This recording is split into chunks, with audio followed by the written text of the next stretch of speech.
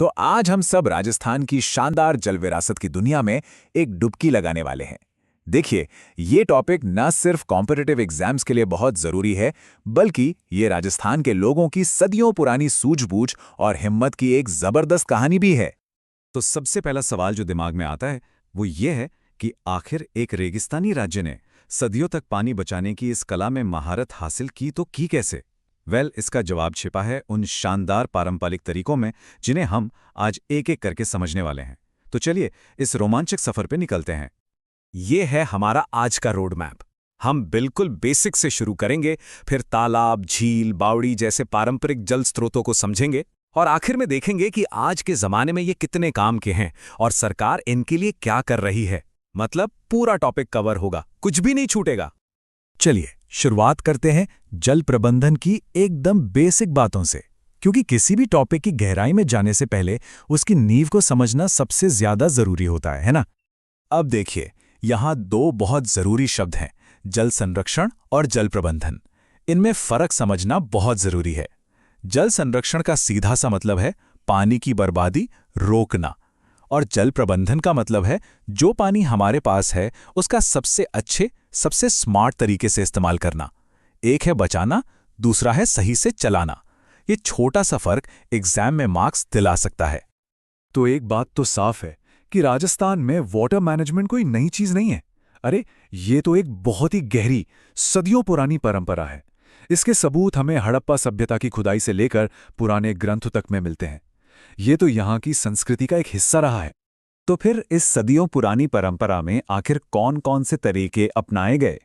चलिए शुरू करते हैं सबसे कॉमन सोर्सेस से, तालाब, झील और नाड़ी। राजस्थान के हर जिले में आपको कई मशहूर तालाब मिल जाएंगे, जैसे सवाई माधोपुर का पदम तालाब या जैसलमेर का गड़ीसर तालाब।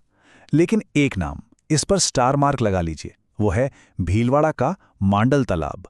ये राजस्थान का सबसे बड़ा तालाब है और ये सवाल सीधा सीधा एग्जाम में आ सकता है। अब जरा कुछ इंटरेस्टिंग फैक्ट्स पर नजर डालते हैं। पहली बात, झीलें पानी बचाने का सबसे बड़ा पारंपरिक सोर्स हैं। और क्या आपको पता है कि पहली नाड़ी का निर्माण 1520 में राव जोधाजी ने करवाया था?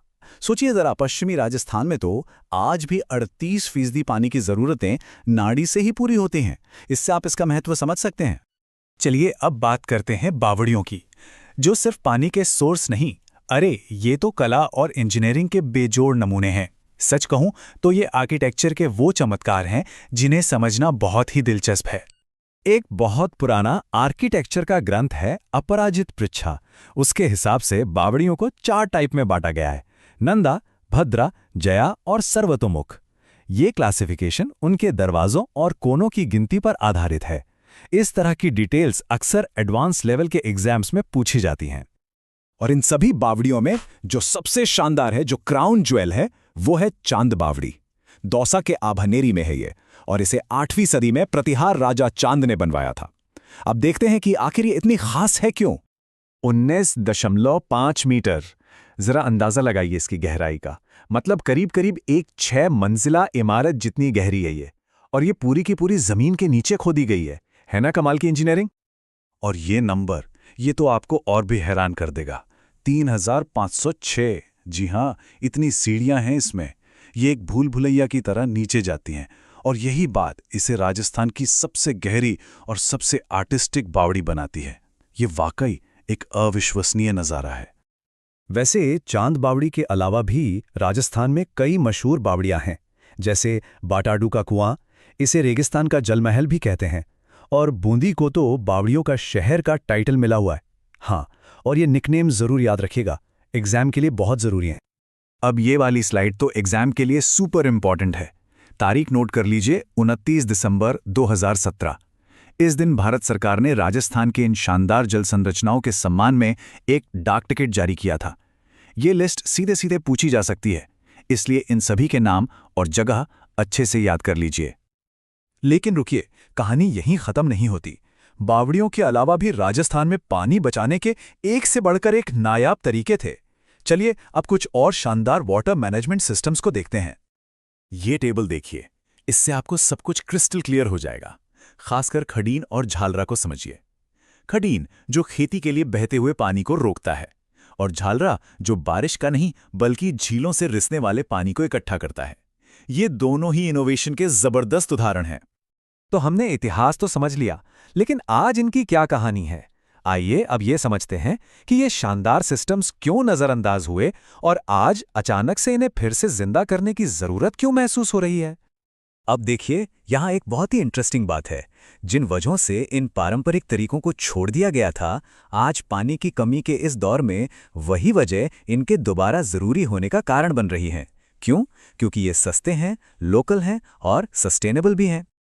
इस रिवाइवल के साथ कुछ लोकल शब्दों को जानना भी जरूरी हो जाता है, जैसे पालरर पानी।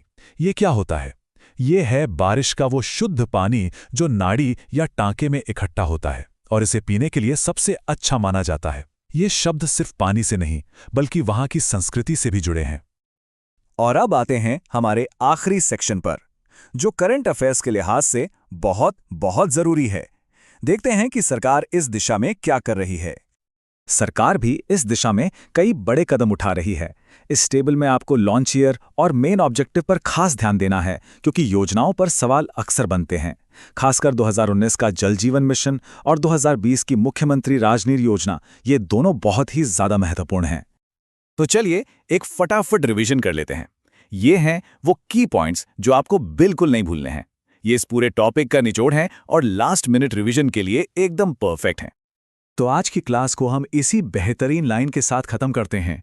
पानी के प्रबंधन का असली ज्ञान नए बांध बनाने में नहीं बल्कि परंपरा की बूंदों को फिर से जिंदा करने में है। राजस्थान की ये कहानी हमें यही सिखाती है। अगर पानी की ये अविश्वसनीय कहानी समझ में आई तो हमारे अगले टॉपिक का इंतजार कीजिए, वो आपके होश उड़ा देगा।